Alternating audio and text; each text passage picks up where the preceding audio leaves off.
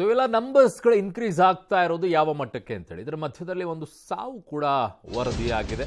So 5 ದಿನಗಳ ಹಿಂದೆ ಸಾವನ್ನಪ್ಪಿದ್ದಾರೆ ವ್ಯಕ್ತಿ. ಅದು ಕೊರೋನಾದಿಂದನೇ ಸಾವು ಅನ್ನೋದನ್ನ ಸ್ವತಃ ಆರೋಗ್ಯ ಸಚಿವರೇ ಸ್ಪಷ್ಟಪಡಿಸಿದ್ದಾರೆ. ಬೆಂಗಳೂರಿನ ಚಾಮರಾಜಪೇಟೆಯ 64 ವರ್ಷದ ವ್ಯಕ್ತಿಯವರು ಟಿಬಿ ಮತ್ತು ನಿಮೋನಿಯಾ ಸೇರಿದಂತೆ ಕೊರೋನಾ ಪಾಸಿಟಿವ್ ಕೂಡ ಬಂದಿತ್ತು. ಟಿಬಿ ಮತ್ತು ನಿಮೋನಿಯಾ ಇತ್ತು ಅಂದಮೇಲೆ ಅದು ಹೈಲಿ ಅವರಿಗೆ ಸಮಸ್ಯೆ ಆಗುವಂಥದ್ದು. ಕಾರಣ ಲಂಗ್ಸಿಗೆ ಸಂಬಂಧಪಟ್ಟದ್ದು, ಅದು ಕೂಡ ಟಿಬಿ ಮತ್ತು ನಿಮೋನಿಯಾ. ಕೊರೋನಾ ಕೂಡ ಏಟ್ ಕೊಡುವಂಥದ್ದು ಲಂಗ್ಸಿಗೆನೆ. ಕಳೆದ 5 ದಿನದ ಹಿಂದೆ ಅವರು ಸಾವನ್ನಪ್ಪಿದ್ದಾರೆ. ಜಿನೋಮಿಕ್ ಸೀಕ್ವೆನ್ಸಿಂಗ್ಗೆ ಈಗ ಸ್ಯಾಂಪಲ್ ಅನ್ನು ರವಾನೆ ಮಾಡಿದ್ದಾರೆ. ಅದು ಯಾವುದು ಅನ್ನೋದನ್ನ JN1 ಅಂತನ ಅಥವಾ ಬೇರೆ ಏನಾದರೂ ವೇರಿಯಂಟ್ ಇದೆಯಾ, ಅಂದರೆ ಬೇರೆ ರೂಪಾಂತರಿ ಕೊರೋನಾ ಏನಾದರೂ ಇದೆಯಾ, ಅದ್ರ ಬಗ್ಗೆ ಈಗ ಜಿನೋಮಿಕ್ ಸೀಕ್ವೆನ್ಸ್ ಟೆಸ್ಟಿಗೆ ಕಳುಹಿಸಿದ್ದಾರೆ. ಅವರು ಸ್ಯಾಂಪಲನ್ನು ರವಾನೆ ಮಾಡಿ ಅವರೇನೋ 5 ದಿನದಿಂದ ಮೃತಪಟ್ಟಿದ್ದಾರೆ. ಬಟ್ ಇನ್ನೂ ಕೂಡ ಅದು ಬಂದಿಲ್ಲ ಅಂದರೆ ಗೊತ್ತಿಲ್ಲ ಇಷ್ಟೊಂದು ತಡ ಯಾಕೆ ಆಗ್ತಾ ಇದೆ ಅಂತ ಹೇಳಿ ಗೊತ್ತಿಲ್ಲ. 1 ವಾರ ಬೇಕು ಅಂತಾರೆ ಅದಕ್ಕೆ. ಈಗ ಆಲ್ರೆಡಿ 5 ದಿನ ಆಗಿದೆ, ಇನ್ನೊಂದು 2 ದಿನದ ನಂತರ ಗೊತ್ತಾಗ್ಬೋದು. ಕರ್ನಾಟಕದ ಇದುವರೆಗೂ ಒಂದಾಗಿದೆ.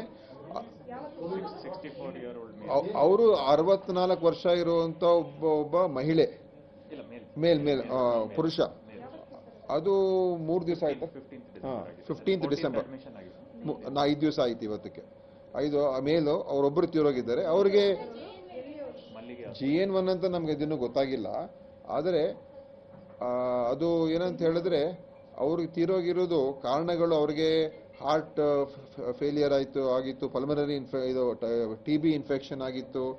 ಅವರಿಗೆ ಬೇರೆ ಬೇರೆ ಹಲವಾರು ಇಲ್ಲಿ ಬೇಕಾದ್ರೆ ಓದ್ಬಿಡ್ತೀನಿ. ಅವ್ರಿಗೆ ತೀರೋಗಿರೋದು, ಅವ್ರಿಗೆ ಒಂದು ಹೈಪರ್ ಟೆನ್ಷನ್ ಇತ್ತು, ಆಮೇಲೆ ಲಂಗ್ ಡಿಸೀಸ್ ಇತ್ತು, ಬ್ರಾಂಕಿಯಲ್ ಆಸ್ತಮಾ ಇತ್ತು, ಮತ್ತೆ ಪಲ್ಮನರಿ TB ಇತ್ತು, ಆಮೇಲೆ ಹಾರ್ಟ್ ಫೇಲಿಯರ್ ಆಯಿತು. ಅವ್ರಿಗೆ ಹಾರ್ಟ್ ಫೇಲಿಯರ್, ಕಾರ್ಡಿಯಕ್ ಅರಿಥ್ಮಿಯಾ ಎಲ್ಲ ಇತ್ತು.